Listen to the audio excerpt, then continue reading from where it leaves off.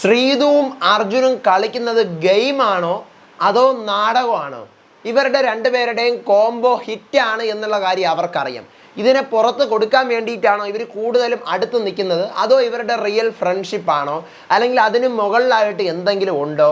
ഇവരുടെ എന്താ പറയുക, ഇവർ കാണിക്കുന്നത് മൊത്തം ഫേക്ക് ആയിട്ടുള്ള സാധനങ്ങളാണോ? ഇവർ ഇൻഡിവിജ്വലായിട്ട് പ്ലേ ചെയ്യുന്നുണ്ടോ, സേഫ് ഗെയിം കളിക്കുന്നുണ്ടോ? ഈ ഒരു കാര്യങ്ങൾ കുറച്ച് പേര് ചോദിക്കുന്ന ഒരു സംശയമാണ്. ഈ പറയുന്ന ശ്രീധുവിനും അർജുനും എന്തുകൊണ്ട് ഇത്രയും സപ്പോർട്ട് കിട്ടുന്നു?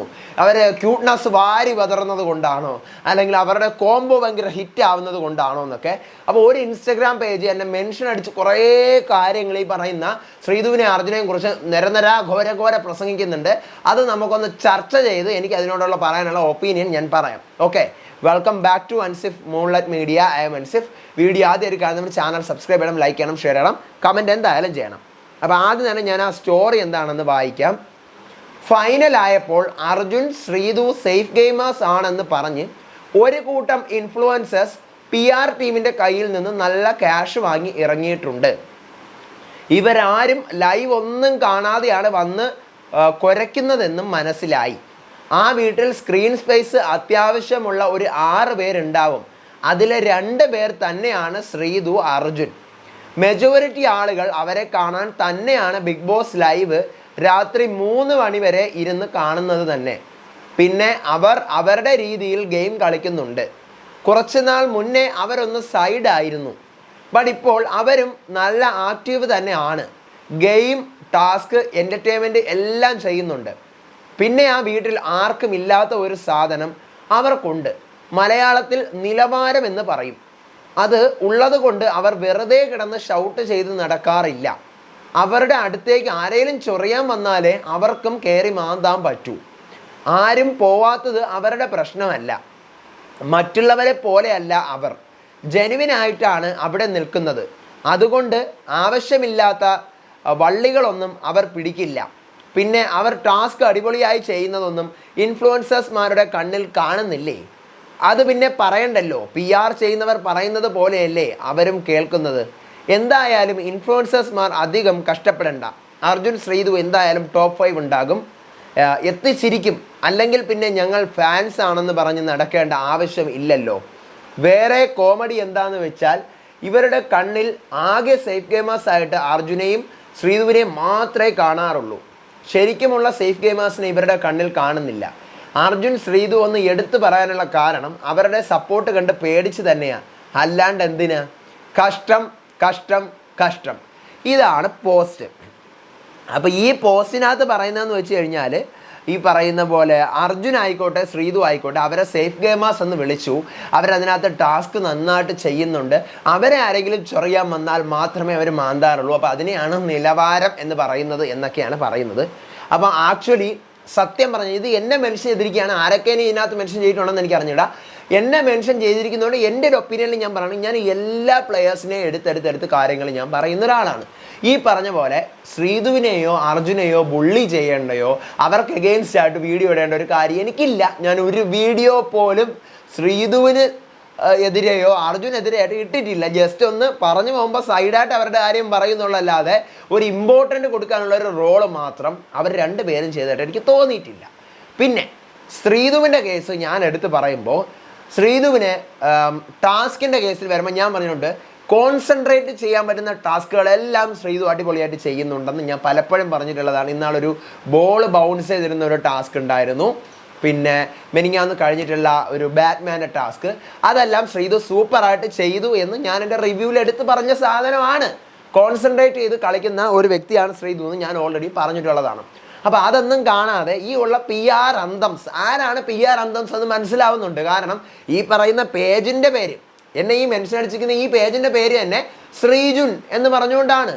അപ്പോൾ നിങ്ങളെ ബിഗ് ബോസ് കാണാൻ, ബിഗ് ബോസ് എന്ന് പറഞ്ഞു കഴിഞ്ഞാൽ ഒരു റിയാലിറ്റി ഷോയാണ്.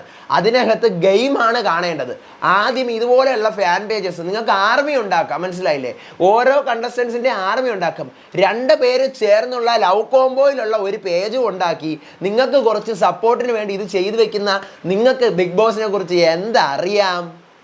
എന്തോന്നറിയാം, ഈ പറയുന്ന ജാസ്മിൻ ഗബ്രിയുടെ ആയാലും അല്ലെങ്കിൽ ഈ പറയുന്ന ശ്രീതു അർജുൻ്റെതായാലും നിങ്ങൾ ഈ ഉണ്ടാക്കി വയ്ക്കുന്ന ഫാൻ പേജസ്, അത് ഒന്നാമത്തെ കാര്യം നിങ്ങൾക്ക് സപ്പോർട്ട് കിട്ടാൻ വേണ്ടി, നിങ്ങളുടെ ഫാൻ പേജസിന് സപ്പോർട്ട് കിട്ടാൻ വേണ്ടി.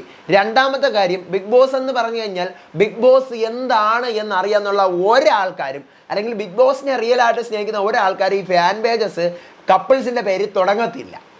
കപ്പിൾസിൻ്റെ പേരിൽ തുടങ്ങുന്നെങ്കിൽ അതിൻ്റെ അർത്ഥം എന്താണ്? ആർമി പേജിലിരിക്കുന്ന ആർമി പേജിൻ്റെ തലവൻ, ജാസ്മിൻ്റെ ആർമിയുടെ ഇരിക്കുന്ന തലവൻ ഒരിക്കലും സിജോയുടെ ഭാഗത്തുനിന്ന് ചിന്തിക്കൂല, ജിൻഡോയുടെ ഭാഗത്തുനിന്ന് ചിന്തിക്കൂല. ജിൻഡോയുടെ ആർമിയുടെ തലവത്തിരിക്കുന്ന അഡ്മിൻ ജാസ്മിൻ്റെ ഭാഗത്തുനിന്ന് ചിന്തിക്കൂല, സിജോയുടെ ഭാഗത്തുനിന്ന് ചിന്തിക്കൂല. ശ്രീജുൻ എന്ന് പറയുന്ന ഈ അക്കൗണ്ടിൻ്റെ മോലാളി ചിന്തിക്കുവോ വേറെ ആൾക്കാരുടെ കാര്യം? ഇല്ലല്ലോ. കാക്കയ്ക്ക് തൻകുഞ്ഞ് പൊൻകുഞ്ഞ്, നമുക്ക് നമ്മുടെ പേജിൻ്റെ വളർച്ച. Sreethu Arjun combo Big Boss season 6 Monday to Friday 9:30 24/7 Disney+ ഹോട്ട്സ്റ്റാറിലും. അതല്ലേ നിങ്ങൾ കാണത്തുള്ളൂ. ഞാൻ ഇപ്പോഴും പറയുന്നു, ശ്രീധുവിനെയും അർജുനെയും ഞാനൊന്നും പുള്ളി ചെയ്തിട്ടില്ല. ഞാൻ ചോദിക്കട്ടെ, ബിഗ് ബോസ് വീട്ടിൽ എന്തിനാണ്? ഇപ്പം ഞാൻ ബിഗ് ബോസ് വീട്ടിൽ പോവുകയാണെങ്കിൽ അത് എന്തിനായിരിക്കും പോവുക? നിങ്ങൾ അവിടെ പോയി കഴിഞ്ഞാൽ ഞാനിവിടെ ഇങ്ങനെ ഇരിക്കും. എനിക്ക് എന്നെ ആരെങ്കിലും എന്തെങ്കിലും പറയണമെങ്കിൽ ഞാൻ അങ്ങോട്ട് വാതുറക്കും. അതുവരെ ഞാൻ സൈലൻ്റായിട്ട് ഇങ്ങനെ ഇരിക്കും. അതിനല്ല, നമ്മൾ ഒരു സമൂഹത്തിൻ്റെ ഒരു എന്താ പറയുക, ഒരു റിഫ്ലക്ഷനാണ് ബിഗ് ബോസ്. അതിനകത്ത് പലതവണ പറയുന്നുണ്ട്. നമ്മളൊരു പ്ലാറ്റ്ഫോമിലേക്ക് പോകുമ്പോൾ അവിടെ ഒരു 100,000 പ്രശ്നങ്ങൾ ഉണ്ടാവും. സമൂഹത്തിലുള്ള 100,000 പ്രശ്നങ്ങളെ പ്രതിധ്വനിച്ച് കാണുന്ന ഒരു പ്ലാറ്റ്ഫോമാണ് ബിഗ് ബോസ്. ഈ പ്ലാറ്റ്ഫോമിൽ പോകുമ്പോൾ ഓരോരോ പ്രശ്നങ്ങൾ വരുമ്പം നമ്മൾ അതിനകത്ത് എങ്ങനെ ഇടപെടുന്നു? നമുക്ക് അഭിപ്രായം ഇല്ല എന്ന് പറഞ്ഞു കഴിഞ്ഞാൽ തീർന്നു നമ്മുടെ നിലവാരം. ഒരു സംഭവം വരുമ്പോൾ നമുക്ക് അഭിപ്രായമുണ്ട്. നമുക്കുള്ള ഒരു കാര്യം നമ്മൾ പറയാനുള്ള ഒരു സാമാന്യ മര്യാദ കാണിക്കണം. ശ്രീതു ഈ പറഞ്ഞ പോലെ ടാസ്കുകളൊക്കെ സൂപ്പറായിട്ട് ചെയ്യുന്നുണ്ട്. അർജുൻ 1-2 ടാസ്കുകളൊക്കെ ചെയ്യുന്നുണ്ട്. പിന്നെ ശ്രീധുവിന് വരുന്നതിനേക്കാളും ഏറ്റവും നെഗറ്റീവാണ് അർജുന് വന്നുകൊണ്ടിരിക്കുന്നത്. ഇവർക്ക് സപ്പോർട്ടൊക്കെ കിട്ടുന്നുണ്ട്. ലവ് കോംബോ മോശമാണ് എന്നുള്ള കാര്യമൊന്നും ഞാൻ പറഞ്ഞിട്ടില്ല. ലവ് കോംബോ നല്ലതാണ്. ബിഗ് ബോസ് കാണുന്നവർക്ക് എൻ്റർടൈൻ ചെയ്യുന്ന ഒരു ഫാക്ടറാണ് ലവ് കോംബോ. ഈ പറഞ്ഞതുപോലെ 3 മണി വരെ രാത്രി കണ്ടുകൊണ്ടിരിക്കുന്നവരുടെ മാനസിക അവസ്ഥ നമുക്ക് മനസ്സിലാക്കാൻ പറ്റുന്നുണ്ട്. 3 മണി വരെ എന്തുകൊണ്ടാണ് അർജുനെയും ശ്രീധുവിനെയും കാണുന്നതെന്നുള്ള അവസ്ഥയും മനസ്സിലാവുന്നുണ്ട്. നമ്മളെപ്പോലെയുള്ള റിവ്യൂവേഴ്സ് കാണുന്നത് നമ്മുടെ പണിയായതുകൊണ്ടാണ്, നമുക്ക് റിവ്യൂ ചെയ്യാനുള്ളത് കൊണ്ടാണ് നമ്മൾ ഇന്ന് കാണുന്നത്. നിങ്ങളെപ്പോലുള്ളവർ കാണുന്നതിൻ്റെ അത് നിങ്ങൾക്ക് കട്ട് ചെയ്ത് എടുത്ത് നിങ്ങൾക്ക് അതിനെ എഡിറ്റ് ചെയ്തിട്ടുള്ള ഒരു കാര്യമാണ്. പിന്നെ അവർ തന്നെ പറയുന്നുണ്ട് ടോപ്പ് 5 എത്തിക്കാൻ നമുക്കറിയാം, നമ്മൾ ഏതറ്റം വരെയും പോകും എന്നുള്ള അവരുടെ സ്റ്റാൻഡേർഡ് അവർ വ്യക്തമാക്കുന്നുണ്ട്. അപ്പോൾ ആരാണ് PR എന്നുള്ള കാര്യം വ്യക്തമായിട്ട് മനസ്സിലാവുന്നുണ്ട്. പിന്നെ കഴിഞ്ഞ വർഷവും നമ്മളത് ചെയ്തത് തന്നെയാണ്, റിവ്യൂ ചെയ്തത് തന്നെയാണ്.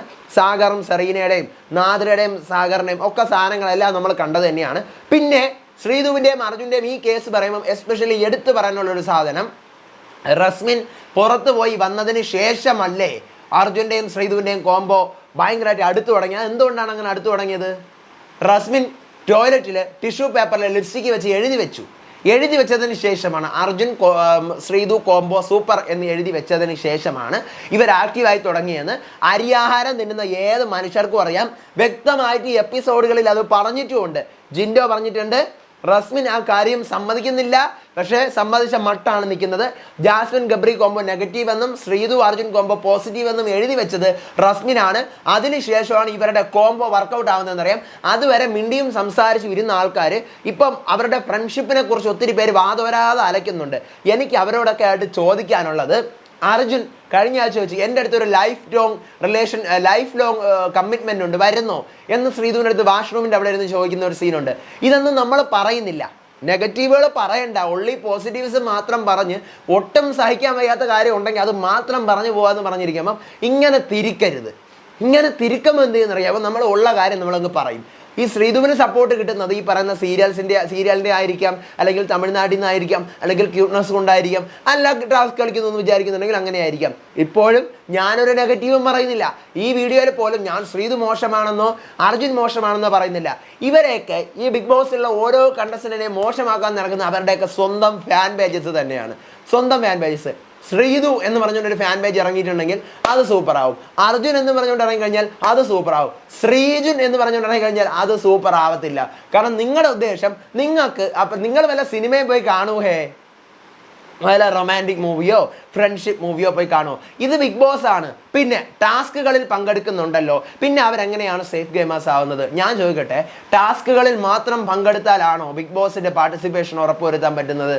ഒരിക്കലുമല്ല. ടാസ്കുകളിൽ പങ്കെടുക്കുന്ന ഒരു ഘടകം തന്നെയാണ്, പക്ഷേ അതിനൊപ്പം തന്നെ വീട്ടിലുള്ള പ്രശ്നങ്ങളിൽ ഇടപെടുക എന്ന് പറയുന്നത് മറ്റൊരു ഫാക്റ്റാണ്. സോ അത് വേണം നമ്മൾ മെയിനായിട്ട്. ഞാൻ അവിടെ പോയി കഴിഞ്ഞാൽ എനിക്ക് എല്ലാ ടാസ്കും ചെയ്യിക്കണം, എനിക്ക് എല്ലാം മുന്നോട്ട് പോകണം, അങ്ങനെയല്ല. നമ്മളെ കൊണ്ട് പറ്റുന്ന പോലെ നമ്മൾ ചെയ്യണം. പക്ഷേ മെയിൻലി ഈ പറയുന്ന പോലെ നിങ്ങൾ പറയുന്നുണ്ട് കണ്ടന്റ് ഉണ്ടാക്കാൻ അവരുടെ അടുത്ത് ആരും ചൊറിയാൻ വരുന്നില്ല. ചൊറിയാൻ വരാത്തത് അവരുടെ പ്രശ്നമാണെന്ന്. അവരെ സത്യം പറഞ്ഞ വീട്ടുകാർ ഫ്രണ്ട്ഷിപ്പ് പോലെ ഇട്ടിരിക്കുകയാണ്. അവർക്ക് വില കൊടുത്തു കഴിഞ്ഞാൽ അവർ കയറി പോകുമെന്നറിയാം. അതുകൊണ്ടാണ് അവർ അങ്ങനെ ഇട്ടിരിക്കുന്നത്. പിന്നെ സേഫ് ഗെയിമേഴ്സിന് വേറെ ആരെയും കണ്ണിൽ പെടുന്നില്ല എന്ന്. നിങ്ങൾ ആദ്യം പോയി വീഡിയോസ്, നിങ്ങളിപ്പോൾ പറഞ്ഞല്ലോ 24/7 നിങ്ങൾ കണ്ടുകൊണ്ടിരിക്കുകയാണെന്നുള്ളത്. ഈ 24/7 കണ്ടുകൊണ്ടിരിക്കുന്ന നിങ്ങൾക്ക് എവിടെ നിന്നാണ് നമ്മുടെ വീഡിയോ കാണാൻ നേരം കാണത്തില്ല. നിങ്ങൾ പോയി കുറച്ച് കോംബോ വീഡിയോസൊക്കെ ഉണ്ടാക്കി അവിടെ ഇരിക്കൂ. അപ്പോൾ നിങ്ങൾ ആദ്യം നമ്മുടെ വീഡിയോ ഒക്കെ മുഴുവൻ ഇടുന്ന വീഡിയോസ് 10 മിനിറ്റ് ഇടുന്ന വീഡിയോ ആണെങ്കിൽ 10 മിനിറ്റും കണ്ടു കഴിഞ്ഞാലേ നിങ്ങൾക്ക് മനസ്സിലാവത്തുള്ളൂ എന്താണ് നമ്മൾ അതിനകത്ത് പറയുന്നതെന്നുള്ളത്. ഓക്കെ, സേഫ് ഗെയിമേഴ്സ് ആരൊക്കെയാണ് ഇന്നലെയും മെനിങ്ങാന്നും നാലാന്നും ഒക്കെ പറഞ്ഞുകൊണ്ടിരുന്ന കാര്യങ്ങൾ എന്താണെന്ന് അറിയാം. ചിലപ്പം അതിൻ്റെ ഇടയ്ക്ക് 1-2 സെൻറ്റൻസ് പറഞ്ഞിട്ടുണ്ടാവും. ശ്രീതു അർജുനൊക്കെ അവിടെ എന്താ കാണിക്കണേ, ഇനിയിപ്പോൾ അവർ മാത്രമേ അവിടെ ഉള്ളൂ, ബാക്കിയുള്ളവരൊക്കെ കളിക്കുന്നുണ്ടെന്ന് പറഞ്ഞു കഴിഞ്ഞാൽ ഞാനൊന്ന് ചോദിക്കട്ടെ, ശ്രീതുവും അർജുനും ഇത്രയും പറഞ്ഞതുകൊണ്ട് ഞാൻ ലാസ്റ്റ് ഞാൻ ഇതുകൂടെ ചോദിച്ചു നിർത്താണ്. ഇപ്പം ബിഗ് ബോസ് വീട്ടിലെ കണ്ടസ്റ്റൻസിൽ പ്രശ്നങ്ങളിൽ ഇടപെടാത്ത കണ്ടസ്റ്റൻസ് ആരൊക്കെയാണ്? ഒരു പബ്ലിക് പ്രോബ്ലം ആ വീട്ടിൽ ഉണ്ടായിക്കഴിഞ്ഞാൽ ആ പ്രശ്നങ്ങളിൽ ഇടപെടാത്ത കണ്ടസ്റ്റൻസ് ആരൊക്കെയാണ്? ഒന്ന് അറിയാൻ കൊള്ളാമെന്നുണ്ട്. ആരൊക്കെയാണ്? ശ്രീതു ഇടപെടാറുണ്ടോ? തനിക്ക് നേരെ വരുന്നത് ഓക്കെ ഇടപെടും. അർജുൻ ഇടപെടാറുണ്ടോ? തനിക്ക് നേരെ വരുന്ന ഇടപെടും. വേറെ എന്ത് കാര്യങ്ങളാണ് ഇടപെടുന്നത്? ഒരു പബ്ലിക് എങ്കിൽ പിന്നെ അവർക്ക് വേറെ എവിടെയെങ്കിലും പോയി ഇരുന്നാൽ പോരെ? പബ്ലിക് പ്ലാറ്റ്ഫോമിൽ വരുമ്പോൾ പബ്ലിക് പ്രോബ്ലംസിനിടയിൽ അവരുടെ അഭിപ്രായം പറയണം, അവരുടെ ഒപ്പീനിയൻസ് പറയണം. ഈ പറയുന്ന പവർ റൂമിനകത്ത് ഇരിക്കുന്നവർ സേഫാണെന്ന് പറയുന്നുണ്ടെങ്കിലും റസ്വിൻ ഇടപെടും, അൻസിബ ഇപ്പം ഇടപെടുന്നുണ്ട്, ഈ പറഞ്ഞ പോലെ നോറ ഇടപെടും, അഭിഷേക് ഈ പവർ റൂമിൽ കയറിയിട്ട് മിണ്ടാതിരിക്കുന്നെങ്കിലും അഭിഷേകും ഇടപെടും. ഋഷി ഈ പറഞ്ഞ പോലെ ഇടപെടത്തില്ല, സമ്മതിക്കുന്നു. ഋഷി ഇടപെടത്തില്ല. ഋഷിയും ഈ പറയുന്ന ശ്രീതുവും അർജുനും ഒഴിച്ച് ആ വീട്ടിലെ എല്ലാവരും നല്ലപോലെ ഇൻവോൾവ്മെൻറ്റ് കാണിക്കുന്നുണ്ട്, ഇടപെടുന്നുണ്ട്, കളിക്കുന്നുണ്ട്, അവരുടെ പരമാവധി ഒരു പ്ലാൻ ചെയ്യുന്നുണ്ട്. എന്ത് പ്ലാനിങ് ആണ് അർജുനും ശ്രീതുവിനും ഉള്ളത്? ഇവർ രണ്ടുപേരോട് എന്തെങ്കിലും പ്ലാൻ ചെയ്യുന്നുണ്ടോ? ഇവർ മൊത്തം കിന്നരിച്ച് ഫ്രണ്ട്ഷിപ്പ് ആയിക്കോട്ടെ, എന്തോ ആയിക്കോട്ടെ, ഞാൻ അവരെ ബുള്ളി ചെയ്യാൻ വേണ്ടി ഇടുന്നല്ല. വീണ്ടും പറയുന്നു, ഇങ്ങനൊരു ആരോപണം എനിക്കെതിരെ വന്ന സ്ഥിതിക്ക് എനിക്കത് പറഞ്ഞ് ക്ലിയർ ആക്കി പോകണമെന്നുണ്ടായിരുന്നു. That's it. ഇത്രേ എനിക്ക് പറയാനുള്ളൂ. ഇനി ഇതിൻ്റെ ആർമികൾ വരുമായിരിക്കും. PR ഗ്രൂപ്പിൽ ഇപ്പം തന്നെ എടുത്ത് അയച്ചോളേടാ, ഇവൻ ഇട്ട് നമുക്കെതിരെ വീഡിയോ ഇട്ട് വാ, ഇനി ഇവനെ തകർക്കാം. വരുന്നുണ്ടായിരിക്കും, വന്നോട്ടെ, വന്ന് കമൻറ്റ് ചെയ്തോളൂ. എനിക്ക് പറയാനുള്ളത് ഞാൻ പറയും. ഇങ്ങനെ തന്നെ മുന്നോട്ട് പോകത്തുള്ളൂ. അപ്പോൾ അടുത്ത വീഡിയോ ആയിട്ട് വരാം. നിങ്ങൾക്ക് തൃപ്തി അടഞ്ഞു എന്ന് വിശ്വസിക്കുന്നു. അടഞ്ഞില്ലെങ്കിൽ ഇനിയും സ്റ്റോറി ഇടുക, മെൻഷൻ അടിക്കുക. അപ്പോൾ ഇനിയും ഇതുപോലെ തന്നെ വെട്ടി തുറന്ന് പറയുന്ന സത്യങ്ങളുമായി ഞാൻ വരുന്നതായിരിക്കും. പിന്നെ PR എന്ന് പറഞ്ഞത്, PR എന്ന് നിങ്ങൾ ശ്രീതുവിൻ്റെ ആൾക്കാർ അല്ലെങ്കിൽ ഈ പറയുന്ന ശ്രീജുൻ ഗ്രൂപ്പ് എന്നോട് ഇപ്പോൾ പറഞ്ഞിരിക്കുകയാണ് ഞാൻ PR എന്ന്. കൂടുതൽ അലച്ചു കഴിഞ്ഞാൽ PR എന്നെ വിളിച്ചത് ആരാണെന്നും PR എന്നെ വിളിച്ച ഫോൺ കോൾ റെക്കോർഡുകൾ ഉൾപ്പെടെ പോസ്റ്റ് ചെയ്യും. ഓക്കെ, കൂടുതൽ സംസാരിച്ച് കഴിഞ്ഞാൽ പല കണ്ടസ്റ്റൻസിനെയും വിളിച്ചിട്ടുണ്ട്. അപ്പോൾ അതിനകത്ത് ഏത് കണ്ടസ്റ്റൻറ്റിനെയാണ് വിളിച്ച് എന്തൊക്കെയാണ് അവരെക്കുറിച്ച് പറയണമെന്ന് പറഞ്ഞത് പോലും എല്ലാം റെക്കോർഡഡാണ്. എല്ലാം പുറത്തു വിടും. അവരോടൊക്കെ എനിക്കിടാൻ താല്പര്യമില്ല എന്ന് തന്നെയാണ് പറയുന്നത്. അപ്പോൾ അതുകൊണ്ട് ചിലപ്പോൾ നിങ്ങളെ വിളിച്ചിട്ടുണ്ടാവില്ല, നിങ്ങളുടെ കൂടെയുള്ള ആൾക്കാർ വേറെ വിളിച്ചിട്ടുണ്ടാവും. അപ്പോൾ അതുകൊണ്ട് സ്വന്തം പല്ലിൻ്റെ ഇടയെ കുത്തി നാറ്റിക്കരുത്. ഇപ്പോൾ ഉള്ളൊരു സ്റ്റാൻഡ് നല്ലതാണ്, അത് മുന്നോട്ട് കൊണ്ടുവയ്ക്കുമോ. ആരും നിങ്ങളെ ശ്രീതുവിനെയോ അർജുനെയോ ഉപദ്രവിക്കാൻ വരുന്നില്ല. അവർക്ക് വേണ്ട, അവരെ കുറിച്ചുള്ള കണ്ടന്റ് മതി നമുക്ക്. എല്ലാവരും അങ്ങനെ തന്നെയാണ്. അപ്പോൾ നിങ്ങൾ പൊയ്ക്കോ, നിങ്ങൾ ആ ഒരു ഓരം പിടിച്ച് പൊയ്ക്കോളൂ. ആരും ഉപദ്രവിക്കാൻ വരുന്നില്ല. അപ്പോൾ എല്ലാവർക്കും സമാധാനമായാലോ. വാളും പരിചയമൊക്കെ എടുത്ത് അവിടെ ഇരുന്നോളൂ, അല്ലെങ്കിൽ ഇനി മെൻഷൻ അടിച്ചോളൂ, പണികൾ തുടർന്നോളൂ. കാരണം നന്നായിട്ട് പണിയെടുക്കാനുള്ളതാണ്, പൈസ വാങ്ങിക്കുന്നതാണ്. അപ്പോൾ അതിൻ്റെ ഒരു നന്മ നിങ്ങൾ നല്ല ഒരു ഇത് നിങ്ങൾ കാണിക്കണം. നല്ലപോലെ വീഡിയോസൊക്കെ എഡിറ്റ് ചെയ്യണം, സൂപ്പർ ആക്കണ്ടേ. നിങ്ങൾക്ക് നിങ്ങളുടെ ഫാൻ പേജസ് ഇറങ്ങുമ്പോൾ നിങ്ങൾക്ക് അവരെ പോയി കാണണ്ടേ, അവരോട് കണ്ട് ചേട്ടാ കല്യാണം കഴിക്കും, ചേട്ടാ ചേച്ചി കല്യാണം കഴിക്കും ചേച്ചി എന്നൊക്കെ നിങ്ങൾക്ക് ചോദിക്കണ്ടേ. അപ്പോൾ പിന്നെ പേജസൊക്കെ സൂപ്പറായിട്ട് ആക്റ്റീവ് ആക്കണ്ടേ, കപ്പിൾ പേജൊക്കെ. പൊയ്ക്കോളൂ, പണി തുടർന്നോളൂ. അടുത്ത വീഡിയോ ആയിട്ട് വരാം. അപ്പോൾ അതുവരേക്കും ബൈ ആൻഡ് ടേക്ക് കെയർ.